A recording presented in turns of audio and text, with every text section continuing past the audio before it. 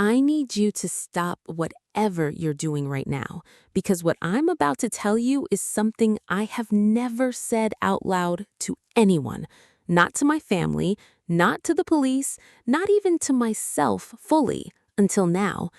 8 people walked into that jungle with me, 5 walked out, and the 3 who didn't, I don't think the jungle took them by accident. I think it chose them. If you've ever thought a jungle was just trees, birds, and mud, you're about to change your mind completely. Stay with me until the very end, because the last part of this story, the detail that I held back for years, is the part that will keep you up tonight. And if stories like this are what you're here for, hit that subscribe button right now, because I have been holding on to things like this for a long time, and I am finally ready to talk. It started the way most disasters start, quietly, casually, with people smiling and taking photographs. I had been working as a wildlife photography guide for about 11 years at that point. I knew the jungle the way some people knew their own neighborhood. I knew which trees the hornbills liked. I knew which streams ran clean and which ones would make you sick by morning. I knew the sounds, the real sounds, and more importantly, I knew the silences. And that knowledge, all 11 years of it, was the only reason I came home. The trip was a private booking, 8 tourists, 1 week, deep rainforest. I was hired 3 days before they arrived because the original guide had a family emergency, last minute. That detail matters because if I had been their guide from the beginning, I would have asked more questions before we ever stepped foot past that tree line. When I met the group at the base camp, they were exactly what you'd expect from people who had paid a lot of money for an adventure they didn't fully understand. They were excited, loud in the good way, the kind of loud that comes from people who are genuinely happy to be somewhere new. There was a young couple, honeymooners. You could tell just by the way they looked at each other. Every little thing was a moment for them. A butterfly landing on a leaf, the sound of a distant waterfall. They turned everything into a memory they were already planning to tell their grandchildren. Then there was a retired school teacher, a woman in her early 60s, sturdy and sharp. She had the posture of someone who spent decades standing in front of classrooms refusing to be ignored. She asked smart questions, carried her own gear without complaint, and made everyone feel a little calmer just by being near her. 2 college friends were there for what they called their before life gets serious trip. Young, full of energy, the kind of people who laugh at everything, including their own fear. They made the rest of the group looser, warmer. I liked them immediately. Then there was the father and his adult son, maybe late 50s and late 20s. They didn't talk much to each other, at least not in the beginning. You could feel the weight between them, the kind of weight that builds up between fathers and sons over years of small misunderstandings. They had clearly come on this trip to fix something. I respected that. And then there was the last one. He arrived separately from the others. While everyone else had come in 2 hired vans laughing and passing around snacks, he came alone in a private car. He was maybe 40, 45, average height, nothing about his face that stood out, which is strange because I have tried to describe him many times since and I always come up short. He had the kind of face that your brain doesn't hold on to. He introduced himself, gave a name, shook hands, and then moved to the edge of the group and stayed there. Not rude, just separate, like a man standing near a fire without actually wanting its warmth. I noticed him, but I didn't ask questions. That was my first mistake. The last thing that happened before we entered the jungle the next morning was something I wrote off at the time as superstition. One of the local porters, a man who had helped me carry equipment on a dozen previous trips, pulled me aside at dawn. He said 3 sentences. He said, "The group feels wrong." He said, "The jungle will know." And then he put down his pack, walked to his truck, and left. No argument, no payment collected, just gone. I stood there for a moment, then I turned around and led 8 people into the trees. The first day was genuinely beautiful. I want to be honest about that. The jungle gave us everything it had. Light cutting through the canopy like something out of a painting. Birds that sounded like music no human could compose. Air so thick and alive that breathing felt like drinking. The honeymooners held hands on every trail. The retired teacher took notes in a small book. The college friends filmed everything on their cameras. The father and son walked side by side, not talking but not fighting either, just walking, just being in the same place. Sometimes that's where healing starts. And the quiet man? He walked, watched, said almost nothing, but there was a feeling I couldn't shake. By the first evening, the jungle had gone silent. Not the comfortable silence of a place at rest, a different kind. The kind of silence where something is listening. I've spent hundreds of nights in rainforests. I know the difference between quiet and wrong. This was wrong. No insects after dark, no rustling in the undergrowth, just the fire, the breathing of 8 people, and that deep, pressing nothing. I told myself it was weather pressure. Sometimes a storm system far away can push animals into shelter and mute the whole forest. I told myself that, but I didn't really believe it. The second morning, the honeymooning wife came to me before breakfast. She was trying to keep her voice light, like she was embarrassed to say it, but her hands were shaking slightly. She told me she had woken up at 3 in the morning because she heard her own name being called, not shouted, whispered, from just outside the tent. She had assumed it was her husband, but when she turned over, he was deep asleep beside her. She lay still for a long time after that. She didn't hear it again. She didn't sleep again either. I walked the perimeter of the camp while the others ate. In the mud near the tree line, on the far side of camp from where anyone would have walked during the night, there were footprints, bare feet, no boots, no sandals, a trail that went around the edge of camp in a slow, wide circle, and then simply stopped. No trail leading away, no trail leading in, just a circle and then nothing. I did not tell the group what I found. An hour into the second day's walk, the father spotted something tied to a branch at about eye level, a small bundle of dark cloth, knotted tightly with 3 short sticks crossed inside it and tucked into the knot. Old, weathered, but deliberately placed. The college friends thought it was interesting, a local custom maybe, and moved on. The honeymooners didn't notice it at all. But the local guide who had joined us at the first base camp, a younger man, 20-something, who had grown up near this forest, stopped completely. His face did something I can only describe as collapsing inward. He wouldn't tell me what the marker meant. He wouldn't even touch it. He said he needed to wait at the camp. He sat down on a log right there on the trail, put his pack between his feet, and refused to move forward. I couldn't force him. I didn't try. So now I was guiding 8 people alone in a jungle that had been silent for 2 nights, past a marker that had turned a local guide to stone. And the quiet man at the back of the group? He looked at that cloth bundle for a long time as we passed it, and then he smiled, just slightly, just once, and kept walking. Day 3 started with an argument.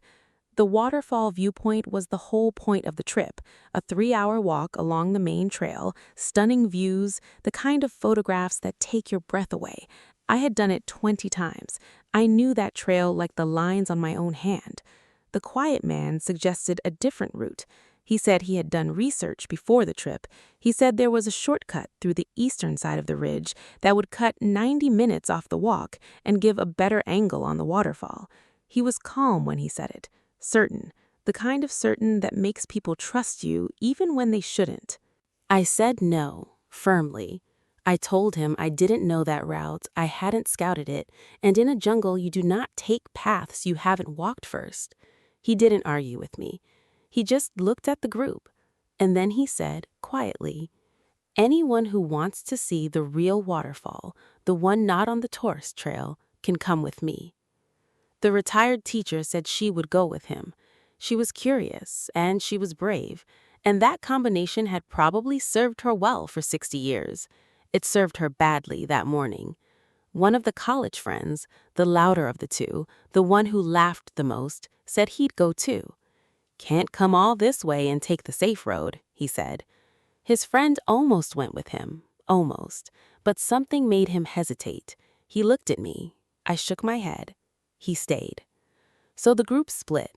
5 with me, 3 with the quiet man. I watched them go. The retired teacher gave a small wave over her shoulder. The college friend gave a thumbs up. The quiet man didn't look back at all. That was the last time I saw all 8 of them together. Our 5 reached the waterfall at noon. It was everything it was supposed to be. The honeymooners cried, genuinely. The remaining college friend took so many photographs that his camera battery died. The father put his hand on his son's shoulder, and the son leaned into him, just slightly, and I looked away to give them that moment. We ate lunch on the flat rocks above the basin. We talked, we laughed. For a few hours, it felt like a perfect day. Then, at 2:47 in the afternoon, I know the exact time because I checked my watch when it happened, we heard a scream. It came from the east, from the direction the other 3 had gone. One scream, sharp, cut off. Then, nothing. We ran, all 5 of us. I called out names. The father shouted. The college friend whistled the way he and his friend had been signaling to each other all trip. We pushed through undergrowth, crossed a shallow stream, climbed a short ridge. We searched for 40 minutes. We found a backpack, one torn jacket, one shoe. No people, no blood, no signs of any struggle, no footprints leading away, no sounds, no answers. Just a backpack, a jacket, a shoe, and the jungle staring back at us like it knew something and had decided not to say. I made the decision that I believe saved the remaining 5 lives. We did not keep searching. I know how that sounds. I know what it cost me to say stop. They're not here. We need to move. But I had seen what the jungle could do when you chased things into it without knowing what you were chasing. So I brought the group back to our camp. I barricaded the entrance as best I could. I rationed the remaining battery on our radio, and I told everyone, we do not leave this circle until first light. The honeymooning husband wanted to go back. He was angry at me. He said lives were more important than my rules. He wasn't wrong, but he also didn't understand what was out there, and keeping him inside that camp was one of the hardest things I did that week. Night came down like a curtain. The jungle was silent again, completely, absolutely. Around 11, something began circling the camp. We could hear it in the undergrowth. Not fast, not panicked, slow and deliberate, like something pacing, like something that had all the time in the world and knew it. The sun shone his torch toward the tree line and caught 2 eyes in the beam, high off the ground, too high for most animals, too far apart. They didn't flinch from the light the way animal eyes usually do. They just held it, and then they were gone. Nobody talked after that. We sat in a tight circle with the fire between us, and we waited. At 4 a.m., the radio crackled. Just static at first, then a voice, the retired teacher's voice, unmistakable, that clear, firm tone that commanded classrooms for decades. The signal was weak and breaking, but we heard 4 words before it cut out completely. Don't let him lead. We stared at the radio. We stared at each other. And then the father's son aimed his torch at the spot where the quiet man's sleeping bag had been laid out. Empty, rolled back neatly, like he had never been there at all. No one had heard him leave. No one had seen him go. The rescue team arrived at first light. The tour company had raised the alarm when we missed our second check-in call. 4 rangers, a medic, 2 tracker dogs. They found our 5 within 20 minutes, physically unhurt, barely able to speak. The search for the other 3 began immediately and went on for days. The college friend, the one who had gone with the quiet man, was found 2.5 kilometers off any trail, sitting upright against a tree with his eyes wide open, breathing, conscious, but completely unresponsive. He didn't answer questions. He didn't react to his name. He sat there like a man who had seen something so far outside his understanding that his mind had simply stepped out of the room. He recovered physically over the following weeks, but when he finally spoke about what happened, he said only that he remembered crossing the second stream. After that, 4 days of nothing, a blank, gone. The retired teacher was found 4 days later by a logging crew, 11 kilometers deep into the forest, walking in the wrong direction, away from civilization, deeper into the trees. She was dehydrated, physically exhausted, her boots worn through, but alive. She had no memory of 4 days. She knew her name, her life, her history, but those 4 days were simply not there, a clean cut in her memory like a page torn out of a book. The quiet man was never found, and here is what the investigators discovered when they ran his name through their systems. The name he had given, the one on the booking form, the one he had shaken 8 hands with, did not belong to him. It belonged to a real person, yes, a real person who had been living quietly in another city and had never booked a jungle tour in his life. The quiet man had used that name deliberately and carefully. His real identity, who he actually was, why he was in that jungle, what he wanted from those 3 people he led off the main trail. None of it was ever established, not officially, not that I know of. A few months after the trip, I drove back to the village closest to that stretch of jungle. I needed to understand what I had walked 8 people into. I sat with an elder from the village for almost 2 hours. He was a quiet man himself, though a very different kind of quiet from the one I had guided. His quiet was the quiet of someone who had made peace with knowing difficult things. He was not surprised by my story, not even slightly. He told me that the area of jungle where we camped has a name in the local language that roughly translates to the place that takes the curious and keeps the careless. He told me that the cloth bundle on the tree was a warning marker, not a ritual, not decoration, a message from someone who had come before us, someone who had survived something there and had walked back out and immediately tied that bundle to that branch so that the next person would stop, would turn around, would choose another path. Nobody in my group had stopped. I had not stopped. I had walked us right past it. He told me something else. He said the jungle does not act without reason. He said what the forest takes, it takes because something invited it to, a wrong intention, an unresolved darkness in a person. He wasn't being mystical about it. He was being perfectly matter-of-fact, the way you talk about something you have simply observed to be true over a long lifetime. And then he said the last thing.